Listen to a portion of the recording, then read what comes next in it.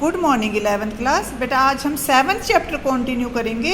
आज हम करेंगे लेस देन मेथड और मोर देन मेथड। ठीक है, लेस देन मेथड और मोर देन मेथड है, इसकी डेफिनेशन हम कर चुके हैं। मैं दोबारा से बताती हूँ कि जो लेस देन मेथड होता है इसमें हम एक एक फ्रीक्वेंसी को टोटल करते जाते हैं और उसका टोटल निकाल लेते हैं। ठीक है, और जो मोर देन मेथड होता है उसमें जो फ्रीक्वेंसी होती है उसमें जो उसका टोटल होता है फ्रीक्वेंसी का वो सबसे ऊपर रखते हैं, उसके बाद एक एक डिजिट को माइनस करते जाते हैं। ठीक है, इसका एग्जांपल लेके बताती हूँ मैं आपको।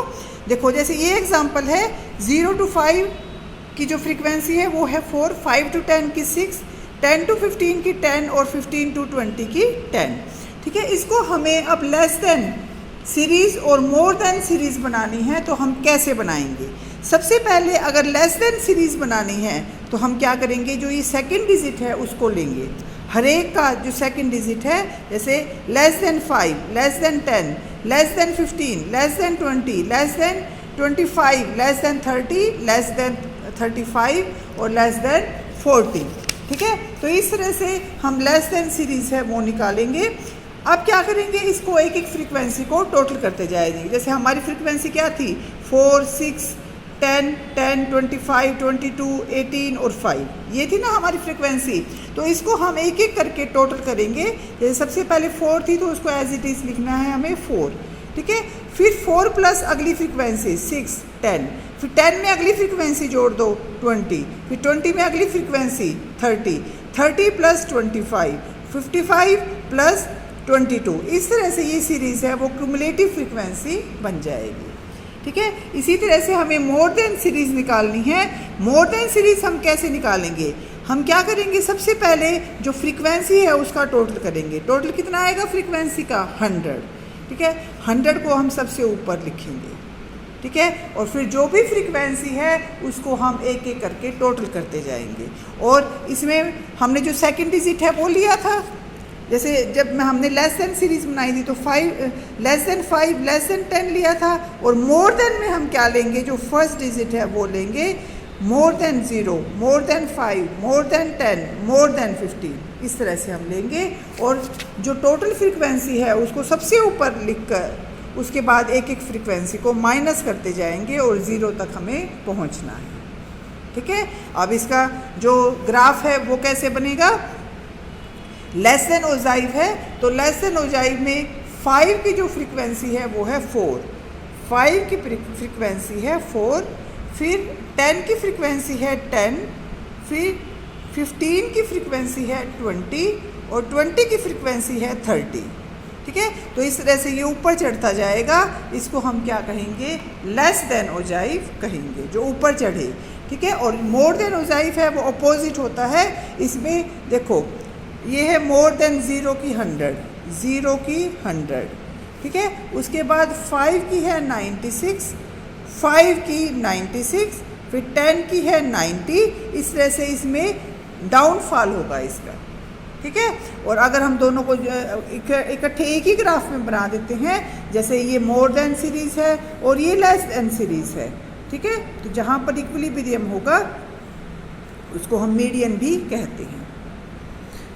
ठीक है, इसके बाद इसका मिड पॉइंट हम निकाल सकते हैं जहाँ पर इक्विलिब्रियम पॉइंट होगा मोर देन और लेस देन सीरीज़ को एक ही सीरीज़ में बनाकर। इसके बाद जो लास्ट टॉपिक है हमारा वो है टाइप्स ऑफ कर्व या different shape of frequency curve. कौन कौन से हो सकते हैं फ्रीक्वेंसी कर्व। सबसे पहले है नॉर्मल कर्व और सिमेट्रिकल कर्व। सबसे पहले सिंपल कर्व होता है, जैसे ये वाला कर्व होता है, मेन शेप होती है, इसको हम कर्व ही कहते हैं। ठीक है, जो पहले धीरे धीरे ऊपर उठेगा फ्रीक्वेंसी जिसकी और फिर कम होती जाएगी, इसको हम क्या कहेंगे, सिमेट्रिकल कर्व कहेंगे। सेकंड है पॉजिटिव स्क्यूड कर्व। ठीक है, पॉजिटिव स्क्यूड कर्व को हम क्या कहेंगे हिंदी में, धनात्मक विषम वर्ग। इसमें क्या होगा कि एकदम से पहले फ्रीक्वेंसी है वो बढ़ती है और फिर धीरे धीरे धीरे धीरे कम होती है। पॉजिटिव तो एकदम होता है और नेगेटिव है वो धीरे धीरे होता है, तो इसको हम कहेंगे पॉजिटिव स्क्यूड कर्व या धनात्मक विषम वर्ग। उसके बाद है नेगेटिव स्क्यूड कर्व या ऋणात्मक विषम वक्र। वो कैसे होगा कि धीरे धीरे पहले ऊपर चढ़ेगा ये और फिर तेज़ी से नीचे गिरता है, ठीक है। तो इसको हम क्या कहेंगे, नेगेटिव स्क्यूड कर्व कहेंगे। फिर U shape curve, U shape curve होता है यू की शेप में कर्व कि जो कोई फ्रीक्वेंसी है वो धीरे धीरे नीचे जा रही है, उसके बाद वो बढ़ना शुरू होती है फिर, ठीक है। सेकंड है बाइमोडल कर्व या द्विभुयिष्ठक वक्र। इसमें क्या होता है, जैसे अभी तक हमने ये वाला किया था, इसमें एक कर्व होता है जिसमें दो कर्व होते हैं ऐसे, पहले ऊपर उठा फिर नीचे गिरा, फिर ऊपर उठा कोई ग्राफ फिर नीचे गिरा, तो इसको हम क्या कहेंगे, बायोमोडल कर्व कहेंगे। फिर जे शेप का कर्व, ठीक है, ये जे शेप का कर्व है कि धीरे धीरे धीरे धीरे कोई चीज़ है वो ऊपर उठ रही है, ठीक है। उसके बाद है रिवर्स जे या उल्टा जे कर्व, वो कैसे होता है, ऐसे, ठीक है, कि कोई चीज़ है वो धीरे धीरे धीरे धीरे जिसका ग्राफ नीचे आ रहा है उसको हम कहेंगे रिवर्स जे शेप्ड कर्व। और ये लास्ट है मिक्स्ड कर्व या मल्टी मॉडल कर्व। इसमें क्या है कि ग्राफ कभी ऊपर उठता है फिर नीचे जाता है, फिर ऊपर उठता है फिर नीचे जा रहा है, फिर ऊपर उठता है नीचे जा रहा है, तो जैसे जिगजैग होता है उस तरह से ये कर्व है वो ऊपर नीचे जाता रहता है। तो इसको हम क्या कहेंगे, मिक्स्ड या मल्टी मॉडल कर्व, ठीक है। ये चैप्टर बेटा आपका कंप्लीट हो गया। इसके आपको अपनी कॉपी में नोट्स बनाने हैं और साथ के साथ लर्न भी करना है।